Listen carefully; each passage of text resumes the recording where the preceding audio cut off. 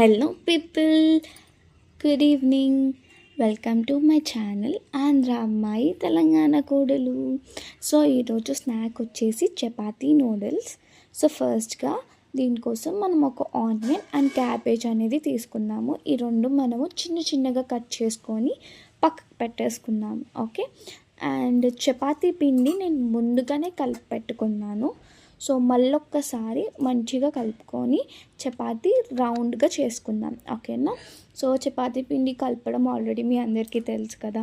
So కొంచెం చపాతీ పిండి ఆశీర్వాదైనా ఏదైనా సరే చపాతీ పిండిలో కొంచెం ఆయిల్ అండ్ కొంచెం సాల్ట్ వేసుకొని కొద్దిగా కన్సిస్టెన్సీ చూసుకొని వాటర్ వేసుకొని మంచిగా కలుపుకొని లాస్ట్కి వచ్చేసరికి కొంచెం ఆయిల్ అనేది వేసుకొని మిక్స్ చేసుకొని ఒక 10 to 15 minutes పక్కగా పెట్టామనుకోండి, ఇలా రౌండ్గా చపాతీస్ అనేవి రెడీ అయిపోతాయి. అండ్ మీరు చూసుంటే ఈరోజు నా చపాతీ చాలా బాగా వచ్చింది రౌండ్గా, రైట్. అండ్ ఒక ప్యాన్ తీసుకున్నాము. ఒక ప్యాన్ తీసుకొని కొన్ని వాటర్ అనేది వేసుకొని హీట్ చేద్దాం ప్యాన్ని. ఓకే, ఈలోపు ఏం చేద్దామంటే మనం ఇందాక చపాతీ అనేది చేసి పెట్టుకున్నాం కదా, దాన్ని స్ట్రైట్గా స్ట్రిప్స్ లాగా కట్ చేసుకుందాము మెల్లిగా.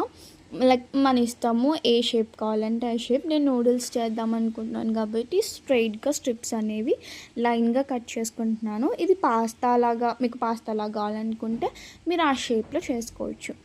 ఆ షేప్స్ అనేవి నేను కట్ చేసుకొని ఆ వాటర్లో, హీట్ అవుతున్న వాటర్లో అవి వేసేసాను.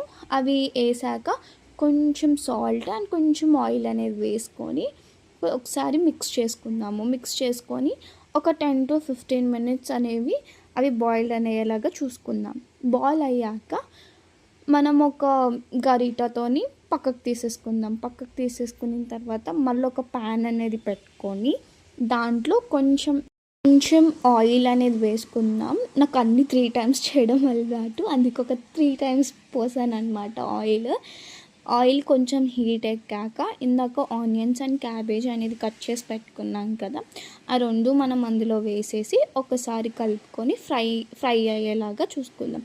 కొంచెం ఫ్రై అయ్యాక కొంచెం salt and chilli powder and turmeric powder ఈ 3 వేసుకొని మళ్ళీ ఒకసారి మంచిగా మిక్స్ చేసుకున్నాక కొంచెం హీట్ అయ్యాక నా దగ్గర red chilli sauce and green chilli sauce ఉంది, ఈ రెండు వేసుకున్నాను. ఇది వేసుకున్నాక మళ్ళీ ఒకసారి మంచిగా మిక్స్ చేసుకొని ఒక 5 minutes అలా వదిలేసాక ఇందాక మనం నూడిల్స్ చేసి పెట్టుకున్నాం కదా, అవి వేసేసి మంచిగా కలిపేసుకుందాం. మంచిగా స్టిర్ చేసేసి ఒక 5 to 10 minutes అవి అలా మంచిగా ఫ్రై అయిన తర్వాత సర్వ్ చేసుకుందాం. సర్వ్ చేసుకొని